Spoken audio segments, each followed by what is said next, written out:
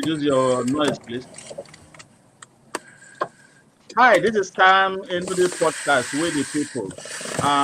Coming with another um, huge title for listening pleasure, and we have three persons who will give you the perspective of what's going in Nigeria and politics in general. First, we have Mr. Marcel Okechukwueze, a veteran journalist with AIT Nigeria, still working there. And we have is a generation person who believes in chivalry. And we also have Mr. Olufemi Eripolami, a staunch supporter of Chief Bola Tinubu. I would like to hear their perspective and what will move Nigeria politics forward, and of course the country forward, and make it better forward for the betterment of generality of the people. First, we're going to start with the media perspective with our brother, Mr. Okechukwueze, to tell us what's going on right now with politics situation in Nigeria. Mr. Okechukwueze, can you let us know what's going on right now? Thank you. You have the floor, sir. My brother Sam, I say, is it good evening? It's good evening here in Nigeria, and I think it's good afternoon over there in the United States. Yeah. So it's good to be part of this this show. Now, what is giving people serious concern right now is attack on INEC facilities across the country. Just today, there was a fresh attack on INEC building in Imo State. You know, on Thursday, one incident was recorded, and then today again it happened. And this makes it the seventh attacks, or the seventh attack on INEC facilities in about 5 states of the Federation in 4 months. It's a serious matter, and you know, we are very close to general elections, and INEC is also worried that this kind of thing could you know, affect the smooth conduct of the 2023 elections. This is what we are grappling with at this moment in Nigeria. And the one that happened on Thursday, INEC said they deployed police personnel there. But unfortunately, the one that happened today, it is possible that the place was not very well secured when the hoodlums struck again. That's a different location entirely. Today it happened in Oru West local government area. The one on Thursday was in Olu local government area, all in Imo State. And then you heard about other ones that happened earlier on, the one in Ogun State and other places. So it is a big concern. I don't know if we have the wherewithal in terms of security to be able to keep those places safe. Because if INEC offices are not safe, we cannot have a credible election, because it's going to affect a lot of things, the things that they do. Now, the one that happened in Ogun State, some voters' cards that were yet, that PVCs that were to be collected, were yet to be collected by their owners, were destroyed. And it's not just that one, other ones that happened. There have been cases of, you know, INEC material, election materials, you know, being destroyed like that. And although INEC is saying that it has enough time to replace those PVCs that were destroyed, but I don't know. Nobody knows where these people will strike next. So it is a big concern. It's one of those things that are bothering us right now. And then the other thing, if you remember, when we spoke last, you were asking me about Peter Obi's manifesto. He has released it. That came out yesterday. And maybe I just talk briefly on that. The Labour Party manifesto was made public yesterday, as I said. Okay. And in the 62-page document, Obi promised to secure Nigeria, end banditry and insurgency, and also unite the nation and move on to manage the country's diversity such that no one is left behind. He talked about so many other things. He promised to shift emphasis from consumption to production by running a production-centered economy that is driven by an agrarian revolution and export-oriented industrialization. The presidential candidate also stated that he would restructure the polity through effective legal and institutional reforms to entrench the rule of law, aggressively fight corruption, reduce cost of governance, and establish an honest and efficient civil service, among other things. Let's just leave it there. The document has 62 pages. He has a lot to tell Nigerians, and then it's also a big task for him. Sam. All right, thank you so much for that great start, brief and wonderful analogy of what is to come, especially the manifesto. Because that's I asked you specifically that question the last time we met, because people want to know and they will keep asking. This man is just very popular according to them, but they've not seen the manifesto or what you want to offer. But thank you, you've been able to shed light on that he has released it. Before I come back to voters' intimidation later on, I have Mr. Olufemi Rifolami here, who's a staunch supporter of Bola Tinubu. I would like Mr. Rifolami to give us his own perspective, why he believes so much in Bola Tinubu. He has been on ground.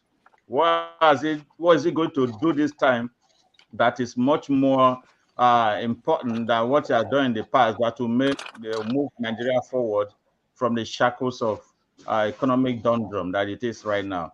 Mr. Rifolami, have the floor, sir. Hi, my brother. How are you? Thank God. Yeah. I just want to correct the impression that Tinubu has been on for so long. Okay. Number one, he has been on for so long by fighting the military man.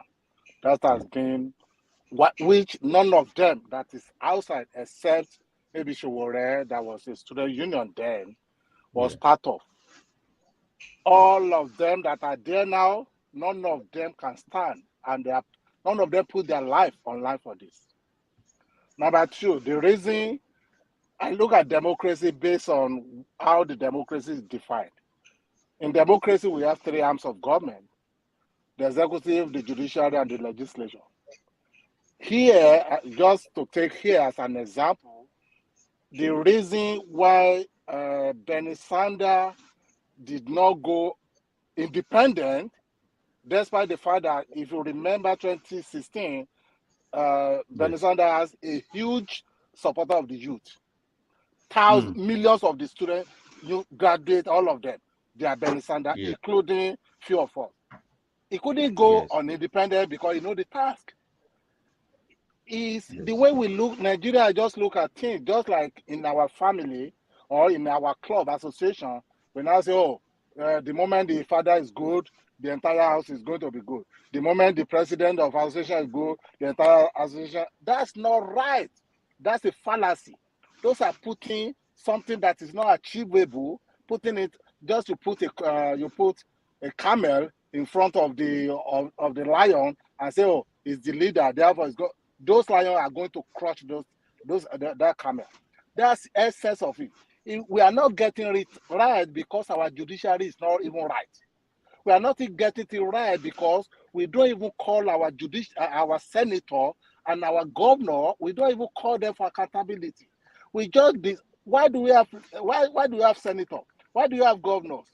When you are voting for a representative that is going to represent your constituency.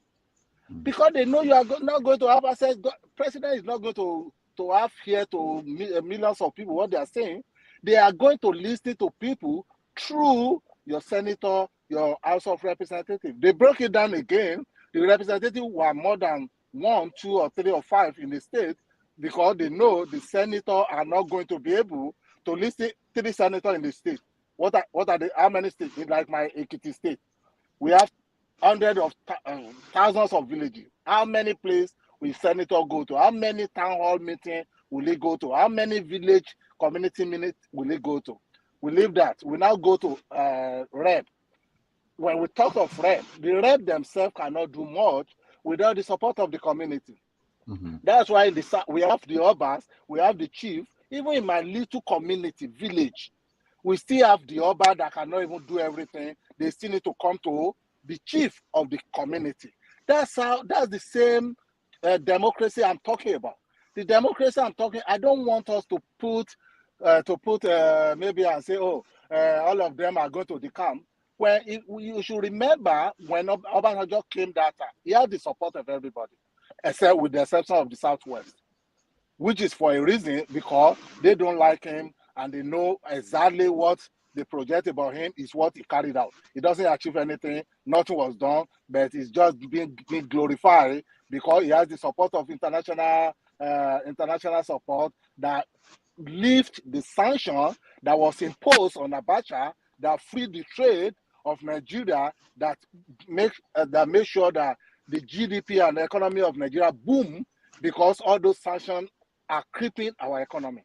Look at the way the pictorial or analysis economic indices of Obasanjo fell when he handed over to Yar'Adua. If that economy was so strong, it's not going to collapse so suddenly. It's never going to be. But because we are building on a castle that have a very wrong and very dilapidated foundation, that's the problem. Let me now come to Tinubu. Tinubu, as a person, I don't know him, but I just believe in one thing. The reason I like somebody that has principle. When he was in opposition, I remember because I know Dele Alaki. Dele Alaki, I'm very close to him. Baba Bamidele, all of them. My uncle, I don't know whether the brother from AIT will know my uncle Wale Adoye. Normally come to that place. We are from the same blood brother Wale Adoye. Yeah, okay. If you know him, I don't know, but he normally come to AIT for this thing. When that guy came, okay, what am I trying to say about Tinubu? When he was in opposition, you know, during 2011, Jonathan went there and he bargained with him and said, okay, we are not going to campaign against you. That's why they now carry Ribadu that they know he doesn't even have background. No, they took I think Atiku that time, which technically is not going to win because he's still battling with Obasanjo and many other things. No, that was Ribadu. Atiku is during Yar'Adua. Okay, that was Ribadu, 2011. You understand? He took Ribadu and said, okay, let's give him the platform. He's doing that is not because he knows Ribadu is going to win. The reason I don't support PDP that time is PDP want to collapse Nigeria and make it a one party. It's going to be dangerous for that country. There is no nation that will survive without opposition. We are looking at Russia today because they are killing and they are killing their opposition. That's why that Russia is what we are today. The same thing Obasanjo did that time. We remember the Mashari that was killed. We remember Bolagi that was killed. We remember another one prominent Southeast that was killed. One lawyer that was killed that time. We remember all those people that were killed because he wanted to make that country a one nation political party, which is dangerous. He doesn't want you to criticize. He doesn't like to be criticized. But this man, Tinubu, stood his ground. He could have decamped to another party and joined that PDP. Today, we won't have another opposition party. And we won't even have another party. All of them will just be running on one party system, which is bad. He couldn't achieve that thing. Okay. He formed ACN because when the problem of AD and Afenifere are too many, he formed ADN. That's one thing I admire. I'm not going to shift my ground on my principle and join somebody. If I know my principle, ideology, I believe on my ideology, I will rather die on that ideology than to join another party that I don't believe in. When that one doesn't go well with him, okay, they now come with the merger that producing. That I'm saying this to tell people that say it's desperation. It's not about desperation. It's having a focus. Because if it's desperate, it will have it won't be going and be starting new political party. It's very difficult to start a political party. Anybody that doesn't know, go and ask Showore, go and ask Tokwe Fashoda, my former colleague, and all of them. I belong to all their caucus that, and I support them morally, financially, but I know it's not going to be easy. We are just talking about a lot of things. Let's assume, I just pray if Obi can win.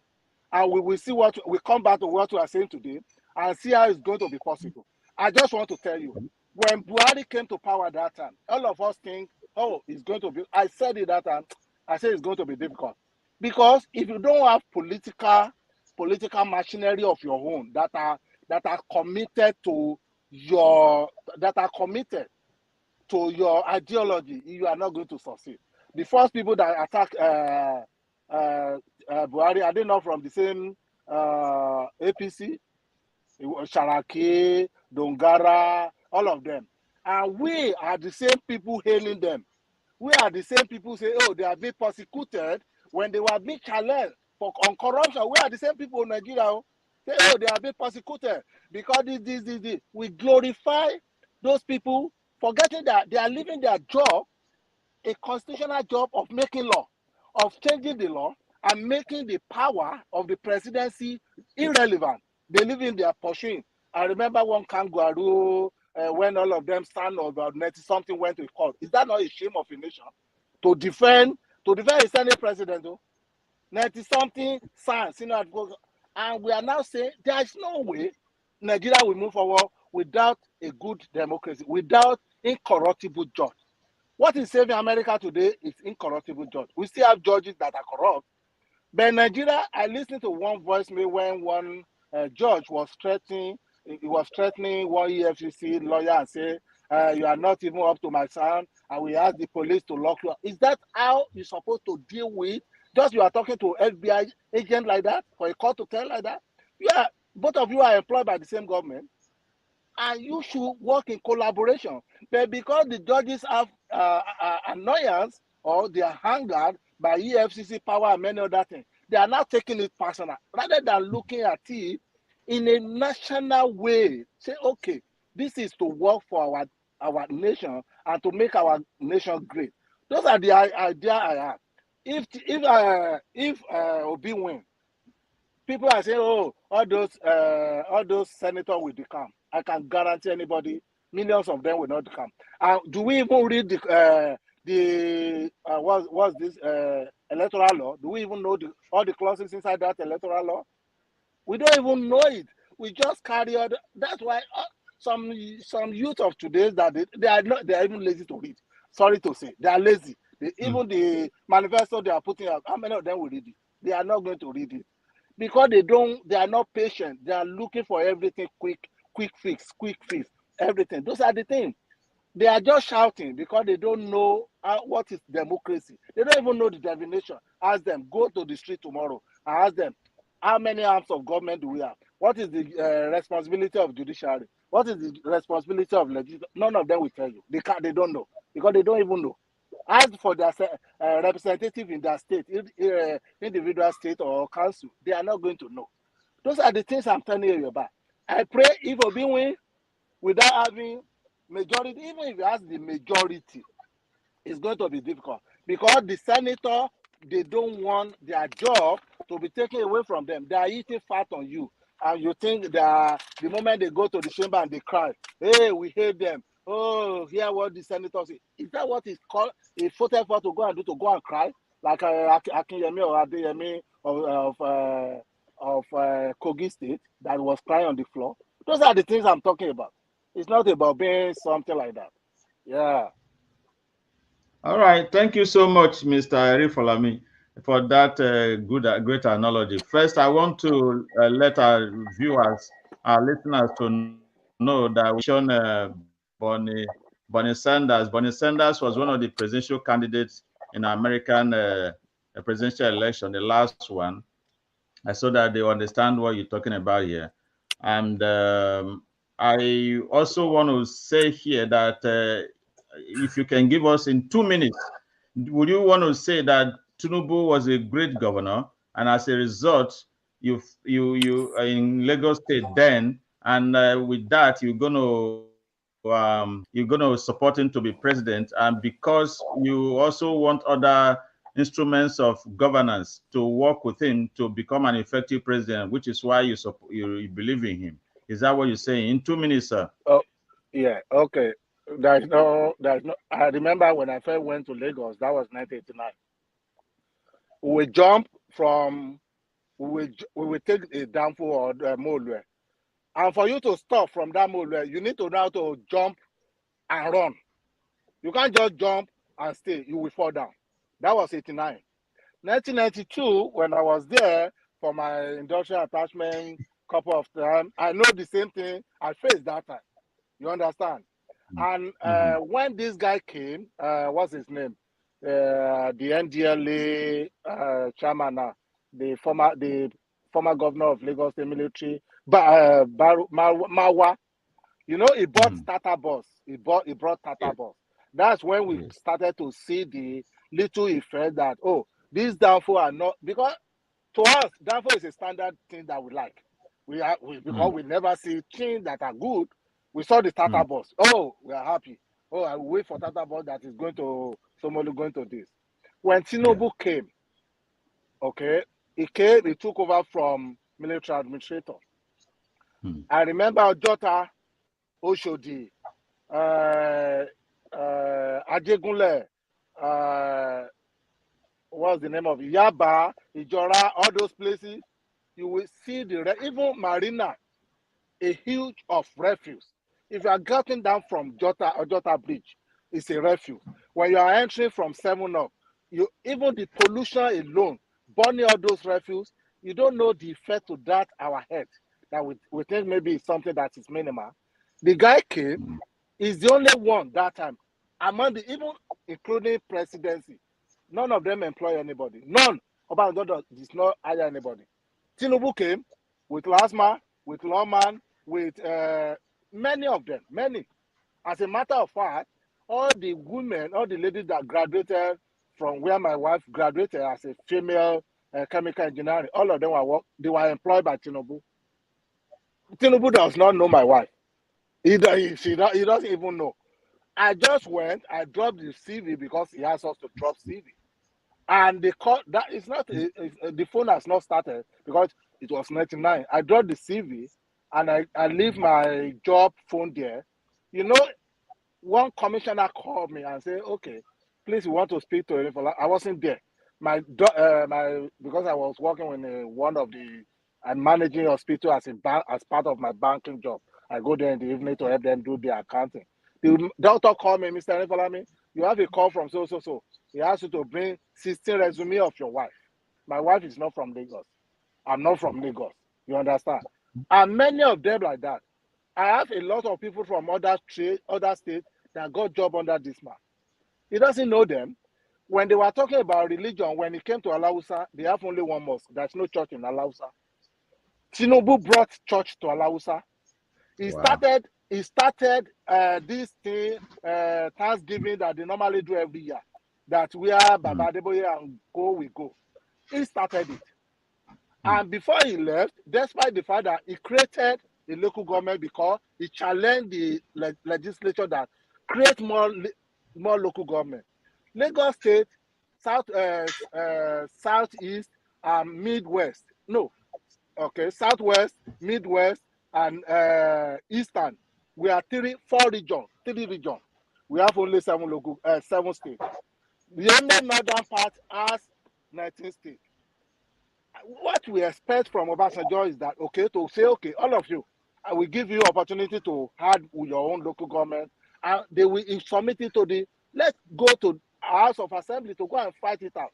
Don't try to kill the initiative. But Obasanjo, being an autocratic human being, he killed the initiative. And the same Tinubu brought the Aaron, if you remember, he brought the Aaron.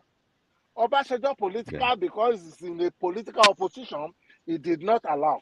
When Tinubu was trying to fix road, Obasanjo will carry the Kai. You remember Kai, Ogunlewe, and many of them. I was in Nigeria at that time. Ogunlewe will stop them and say, this is federal road, you cannot do it.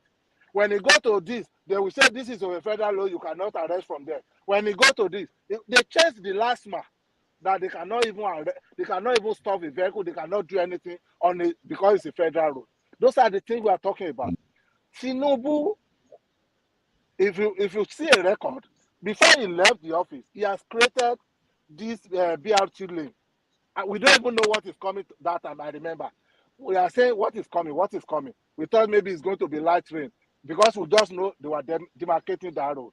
Later, we saw under the bridge, Ojota, they put a lot of buses there during his regime.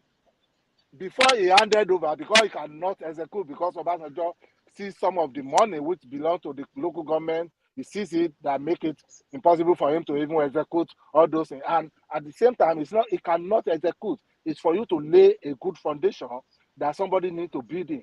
Adebi Obasanjo has laid a good foundation that Yaradua built on it, that Jonathan built on it. It will be easy for Abubakar Muhammadu Buhari to build on it. It's not going to be striking from beginning now and say this. If you listen to this man, we are talking about security or security. The security he has been there. If you listen to what's the name of this, Al Mustafa, I don't know whether all of you hear the interview of that guy. He said the security Boko Haram has been in Nigeria during Abacha because Gaddafi, they do a radar and they know where the resources are that are close to Nigeria. Those are Nigeria. Those are the area where those things come to. Those are the things. Those are the area I want you to look at. Tinubu perform under government, more than any other governor that time. In employment, in developmental, in laying a good foundation, he have a good teamwork to carry out the job. Thank you so much, Mr. Erifolami. I'm going to come back to you to Tinubu because there's a lot of controversy surrounding him. I'll come back to you about that. But let me take Mr. Osa. Mr. Osa, in 5 minutes, can you tell us how about Sowore? You supported Sowore, though it's not running right now, but you don't have anything for P2B, Tinubu, or the Sowore is running. Sowore is running. Sowore is running. Okay, so let's hear from Mr. Osa. Thank you, why I think Mr. Sowore will be the best Mr. candidate Olufemi. better, right? Yeah, thank you, Mr. Olufemi, for the quick correction. Yes, Mr. Olufemi, thank you for the correction because Sowore is running. Exactly. He is in the race. He has always been in the race from 2019. He has always been in the race, and he has remained in the race even before this election campaign is now starting. The unfortunate thing about the situation is that the people we need that can really transform Nigeria right now are not even talked about in the spotlight. Just like my brother here just said just now, I said Mr. Sam said Sowore is not even running. I don't know if that is like a mistake or a slip of tongue or something, but I don't know. But that goes a long way to show how a lot of Nigerians don't even know the people that they should be looking at right now at this point in time. Sorry, why I mentioned that he has been very silent in the whole process. That's why I mentioned that. I like throwing a fire in the like throwing fire in to hear Milipi cry. I want to hear what your response will be. Yeah, he's not silent. He's campaigning. He's going to different places in Nigeria. He's online, but unfortunately, Nigerian media is bought over by the three or the two major players, APC and the PDP. I believe Nigerian media has not been fair from the beginning of elections in Nigeria. They play a major role. They only put two choices before Nigerians most of the time. They make Nigerians believe that if it is not APC, it has to be PDP. And that is where the problem lies. Because these two alternatives that they present to you, it's like telling me that, okay, instead of eating fish, there's no fish, but choose one between a snake and a scorpion. That is how. Sorry for cutting you, but the Labour Party, aside from APC and PDP, have been largely projected by the media. Are you not blaming the media for Showore's absence in the limelight? No, I am not blaming the media. I'm only saying the attention they give to Labour Party, Peter Obi, APC, Tinubu, and Atiku PDP, they should also give people like Sowore, AC, the same platform. For example, the other time they've had a lot of series of town hall meetings, all kind of gatherings that they do. Why is Sowore always not there? You should ask yourself, why is he not always there? Was he invited and he didn't show up, or did they even invite him in the first place? Then the question Nigerians should be asking should be, why are they not inviting him? Is there something they don't want us to know? Is there something they don't want to expose to us? So that's where I see the fact that the equation is not balanced. So Nigeria is still running the politics of money for as far as I'm concerned, because I believe all these media houses that are promoting all these major parties, their pockets might be getting lined up. I don't know. I'm just saying, because Sowore does not have the platform and the money to do that. He cannot afford it. But I believe Sowore is in the race, and he's not just another come and go politician. He is in our conscience, because Sowore represents the struggle of every Nigerian like me and every other Nigerian, both home and abroad. He represents something that, and I also believe that it's just a matter of time. Like he always say in his own word, if Nigeria does not change through election, Nigeria is going to change through a revolution. So it's not even about whether they are mentioning him right now or not, because Nigerians are going to rise up at a point and say we cannot do APC anymore, we cannot do PDP anymore, we cannot do Peter Obi. Peter Obi is not even in our generation. Let's talk about when the youth is going to lead Nigeria for real. Peter Obi is not even a youth to come and be saying that he's going to change Nigeria. That's not what disqualifies him. I love Peter Obi based on how he's been able to say, I've done this, and go and verify. But what we are saying is, these are people that put their life on the line every day, literally. So those are the kind of leaders I feel Nigeria needs. Leaders that will lead by action, not by words. Thank you so much about that clarifications. But I want to correct one impression here that the media might not be bribed into not having him in the political limelight. Might not be. Okay. I'm not part of the mainstream media in Nigeria, but of course, I know. I know most of my friends who have been in the media in the past. They've been actually doing the right thing to make sure they project the news as it is. Mr. Okechukwu is the Obiemi witness with that. He's been there doing what he needs to do to make sure Nigeria move forward. Mr. Okechukwu, briefly in 2 minutes, do you believe that the media has been very, very unfair with Showoре? Before I go back to Mr. Arifolami.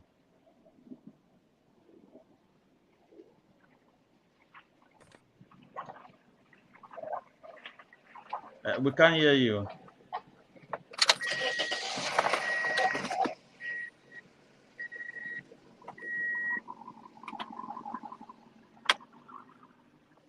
We can't hear you, Mr. Okechukwu.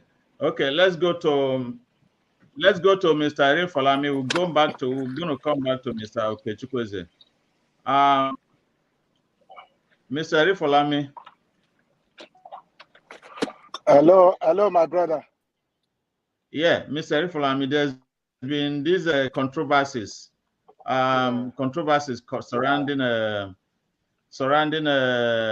Mr. Chief Tinubu's candidacy, about certificates not genuine, about him not be the real Tinubu, and so on and so forth, drug allegations and all that. Do you have anything to share with us concerning all those allegations that may make his personality and candidacy very legitimate and trusted?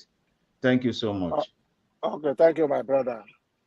I think I know you are here. Many Nigerians that are well informed understand how American standard work.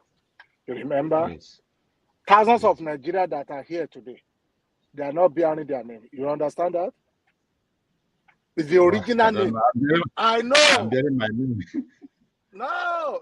You, I'm telling you, people that came before us, thousands of them are not bearing. In my area, we have 4 Alfred. Their name is not Alfred. One was Olowo Fela. Another one was something from Benin. Another one. That same Alfred did paper for all of them that time. Wow. Up till now, some people are still marrying some Makata and marry other things to get paper. That's a fact. We can't, but a lot of people. I was talking to one pastor one time. He came to this country illegally. And now ask him, you have children at home and you have everything at home. Why don't you just make sure you perfect your paper so that you can bring your children and everything? He said, I'm a Christian. I said, oh, you are a Christian. I said, when you went to the embassy, do you tell them you just want to travel and you are coming back, that you are not going to come back to Nigeria? I said, do you tell them at the embassy? Be fair to God. Tell me if you tell them at the embassy, when you did the interview, that you told them, I'm decided to go there, not to come back. You know, we are too hypocrisy in what we do. I'm telling you. How many people know that in the 70s, Awolowo doesn't attend the 4 classroom. He doesn't. Why the Zik attended? It depends on your status, your parents. Even I have my brother that did, when he was in Form 5, Primary 5, he did the GCE. When he was in Form 4, he did common entrance. That time they were doing common entrance. He entered Form 1. When he was in Form 4, he did the GCE and passed. You know, when he wanted to get a job, if not, that's part of the Nigeria problem. When he wanted to get a job, they asked for his Primary 6 certificate and Form 5 certificate. If not, because of the influence my dad used, there is no way he can produce that, because he doesn't finish high school. He doesn't finish primary school. He went from Primary 5 to Form 1. Therefore, you didn't graduate primary school. He went from Form 4 to university and did the GCE and entered university. He didn't graduate from high school. Therefore, there is no way you can produce an high school certificate. In America here, they don't care about your something. If you come to America, can you hear me? Yes, I can hear you very well. Yeah, we can hear you. In America here, if you come to America, you come without any paper. Even you come with certificate. If you don't do your evaluation, certificate evaluation, they are not going to recognize you. You are going to go and do GED. You are not going to use that's your WAEC. You can't use it to enter because you don't do evaluation. You must do certificate evaluation for them to transcopy to American standard before you can use it to enter. That's what I did for my certificate. If you don't do it, my friend that came before me, he finished, as a matter of fact, he finished HND Ibadan and graduated. But that time, when he was coming to our uncle, he didn't know whether they need to do certificate evaluation or not. He didn't know. He came here, he started his GED. You understand? He started his GED. For Nigerian standard, I understand what he did. Because he doesn't want to to show that he's older. I mean, my friend, though, he need to cut that age to match his thing. And and that's a negative to even to. And maybe we know I could have even increased my age before I come to this place, because I could have claimed 62 now and get my pension. But we didn't know. Nigeria has made a Nigeria the way we are, because when somebody that used 3 years or 4 years or 5 years to gain admission to university, he finish, you say he must be 21 years before he gain admission. He get a job. What do you expect from that kind of? In America, nobody will ask about your age. Nobody will ask about you have entitled to say I'm a religion or something. Nobody will ask about your marital status. Nobody. It's illegal. Those are the things we need to talk about. Tinubu come to America with the name of Abibat's son that died. That I'm telling you, that's the paper. That's the Oluwole style. I think majority of people that are born there, they don't know what they call Oluwole. Oluwole and Olori has a meaning. There's a meaning attached to all those things. That's why majority of Nigerians that cannot go home to do politics, because they are going to expose them. I'm telling you, yes. How many bank executives can boldly say this is the age and this is my age? How many of them? That's interesting. We like to lie to ourselves. Sorry to say, I'm a religious, I'm a Christian. No, Baba Oyedepo, he did not carry drug. They didn't carry Baba Oyedepo for drug. Can Baba Oyedepo go to London? I'm a fat person. He cannot go. But I was watching one movie yesterday. You know, the guy that was VP of Liberty University that was asked to resign about 2 years ago. You know, that man was an evangelist that supports Trump. I will send that to you. Go and watch it. That man carried a young boy to be sleeping with his wife while he was drinking fat car, and both of them are there. This is evangelist person. You understand? It's in America. They just released that thing now. What I'm saying is this: there's no one among God that doesn't have a skeleton. I don't like to talk about Obi. There are a lot of things they sell about him, about drug. You know, I normally joke about it. Even if you go to Twitter day before yesterday, you will see all those things that were posted. But I don't like to drag people down. That's not me. But when people are talking about this, that's why I normally come up again and say, oh, you know this? Can you even... Fayose, is Fayose not a drug person? Fayose is the man that passed away that about today that claimed to be evangelist of. He run with that man that passed away, the deputy president governor. That man was a drug baron that Obama don't want to send back to America. But he ran under him as a VP, deputy governor. And today, the same press people, they are biased. They are biased to anybody that is outside, that is not either Atiku. And what I don't like about Obi is going to be like Jonathan. If Obi cannot talk about Atiku publicly and criticize your opponent, and you say it's my brother, it's my this, I hate Atiku. If you talk about Tinubu, talk about Atiku. Don't look. I believe he's hiding something. He doesn't want to talk about Atiku. It's my brother. It's my godfather. Where are you related? Atiku is from Adamawa. You are from Adamawa. It's not your brother. It's not. It doesn't make you. It just appoints you to be a deputy that time.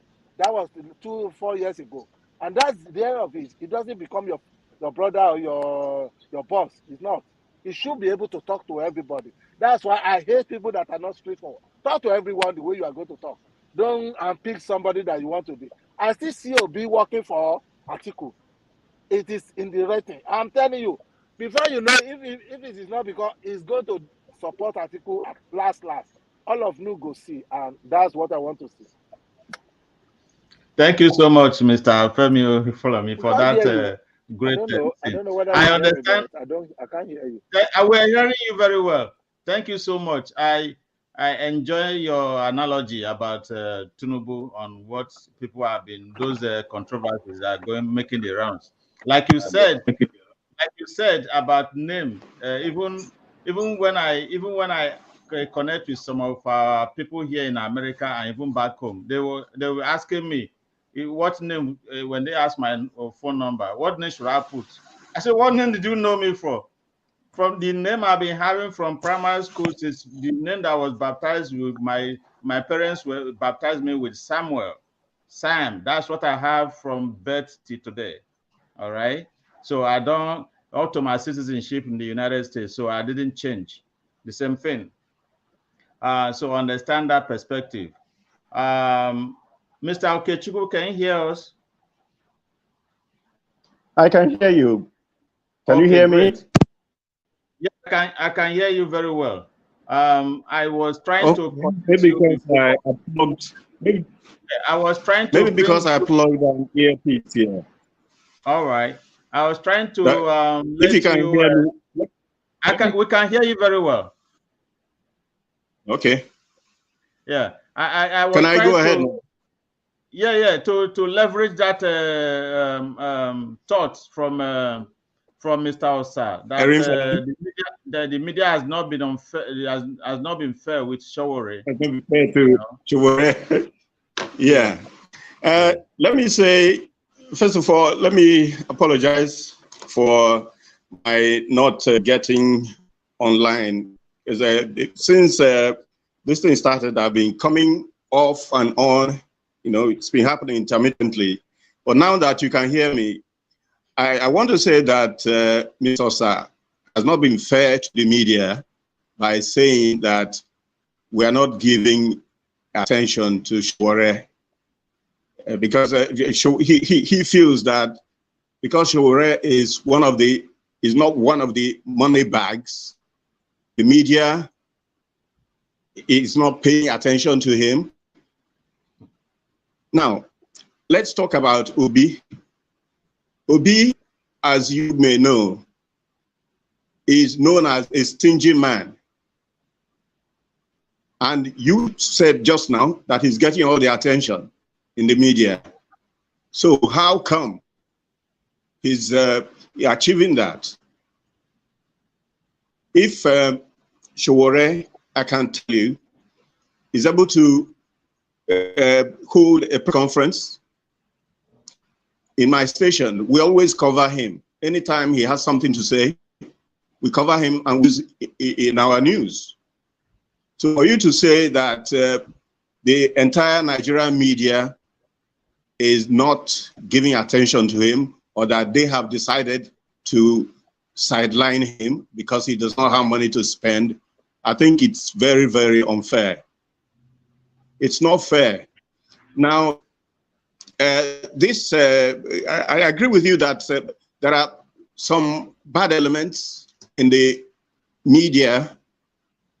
I mean, people who always look out for how much they will make out of a story before they use it. There are people like that, no doubt. And don't also forget that there are quacks, people who are not supposed to practice, who are practicing and making all the money they want to make. Now, for you to make such a blanket statement about Sowore, it's very, very unfair. Now, Mr. Erinfolami, sorry if I don't get the pronunciation correctly. Yeah, correct, yeah. In your opening comments, you know, I was interested in what you were saying about our attitude towards Nigerian politicians. The Nigerian people don't even understand that they can question these people who are our leaders, who, you know, in quotes, we voted into offices, that we can question them. You know, it's not everything that they say that we're supposed to believe. Yes. It's not everything that they do that we are supposed to give them applause for. But that is the situation here. I can tell you that there are some Nigerians who just look at these politicians and their followers, somebody who does not even understand the person he's following, just because his friend or his closed-door neighbor is a supporter of that man, he does not even want to know whether the person is the right candidate or not. Everybody is following sheepishly. And that is why we have remained where we are. It's a terrible thing. And how to change the mindset of Nigerians who are being ravaged by poverty and so many bad things, you know, economic crunch. People are dying of hunger in this country. And yet they will not want to do anything that other people will criticize. You know what I mean? Doing the right things. Now, if a particular party has been in power in a particular state, and the party has been giving them bad governance, are we not supposed to reason and say, we are tired of this party, let's try another party? Or we are tired of this individual, let's try someone else? I think that is where we're supposed to be reasoning in this country. But unfortunately, this is not happening. People, all we do is political party say, okay, this APC is the right party. And then everybody will say, hey, PDP is the right party. Hey, we follow. Just like that. At the end of the day, everybody's thoroughly disappointed. So I am one of those who believe that the time has come for us to reason like normal human beings and be able to say, no, we have had enough of misrule. Let's look at individuals who can do this job. Let's look at the person's antecedents, what the person has done in the past, because all these people who are vying for the presidential position, all of them have been leaders in one area or the other. The people know them.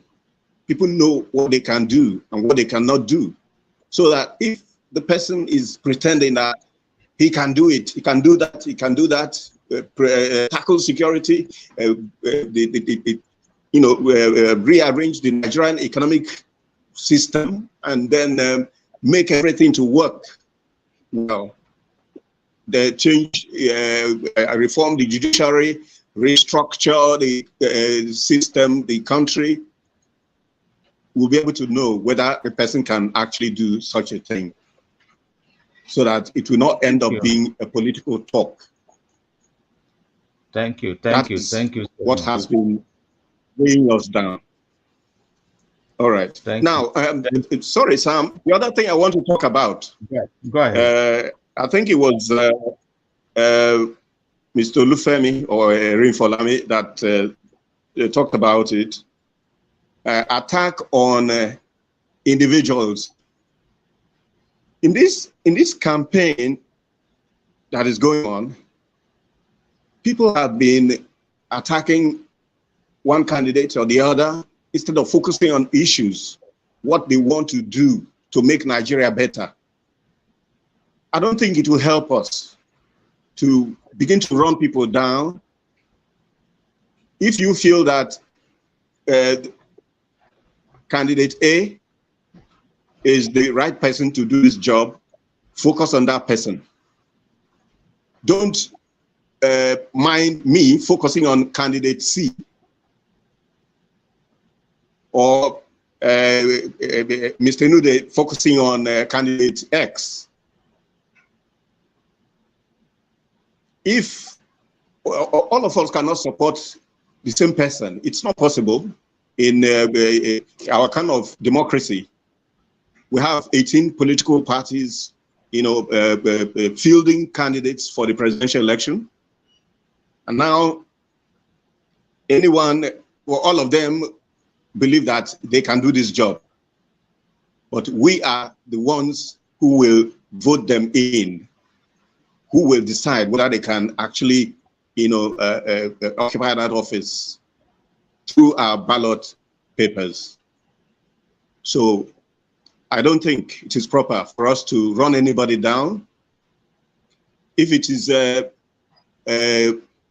Alhaji Tinubu that we feel can do it, let's go for him. If it is Atiku Abubakar, why not? Forget about the fact that Tinubu has a Muslim ticket. I think we should remove religion, tribalism, and all these things from from our minds. Just see that person as a human being created by God. If the person has the wherewithal, the intellect to do this job, let's give it to him. If it is Obi, you don't have to believe that this man is from is an Igbo man. We cannot give him. If you believe that he has a bad records in while he was the governor of Anambra State, don't vote for him. If you believe that he did badly, he performed woefully while he was in the banking sector, don't vote for him. But if he does not have a bad record, and Nigerians, majority of Nigerians say he's the right person, I want to vote him in. Same thing applies to Sowore. He's a young man and he is intelligent. He has been, a media person, and he has experience to do this job.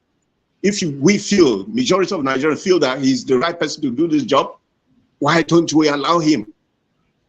Me, the way I see this thing, it's like if I have the control over this, boy, we can change this country if we begin to reason properly. But it's quite appalling that we keep thinking the way we were doing since 1999. And that is why we are not making progress in Nigeria. Well, that's all I want to say for now. Thank you so much. Thank you, Mr. Arifalami. Thank you, sir. I can listen enough, and I believe our viewers, our listeners will be so happy to hear all these perspectives. They are so educating, they are so enlightening, they are so informative. If most of viewers have been listening to my previous podcast, as all of you said, I've been telling them, encouraging them to speak to our elected representatives in every aspect and every offices, in public offices, in political offices. Question them. Don't be afraid to question them about what they want to do, so that they will tell you. And when they tell you themselves, you'll be convinced or not. And there's the only way you can get the best of candidates to vote for. But our people do not do that, like most of you have just said. Then I also want to put this to our listeners to take a very, very big peek into what all of you have just said, especially of Mr. Chief Tinubu. Mr. Arifalami have just made a very salient contribution in that aspect. People should listen to that, make their findings, and also have their judgments about the candidacy of Bola Tinubu, which I hope, believe, people will be able to get the best of all the candidates that are vying for presidential election come early next year in Nigeria. In that note, I want to say, listen, people, this is just part of it. We're going to continue with this, inshallah, God grace, coming next Sunday to give another perspective on all this. And I want to also actually move Nigeria forward. We want to move our politics forward. We want to move everything about Nigeria that will make Nigeria great forward. I'm going to continue coming Sunday for your listening pleasure. Thank you so much, guys, for making time out of your busy schedule to have this great discussion. Thank you so much. I have a great and wonderful day. God bless you, my brother. Thank you, everybody. Thank you. Thank you, Sam. Okay, thank you. Thank you very much. Yeah, thank you. God bless you, man. Okay.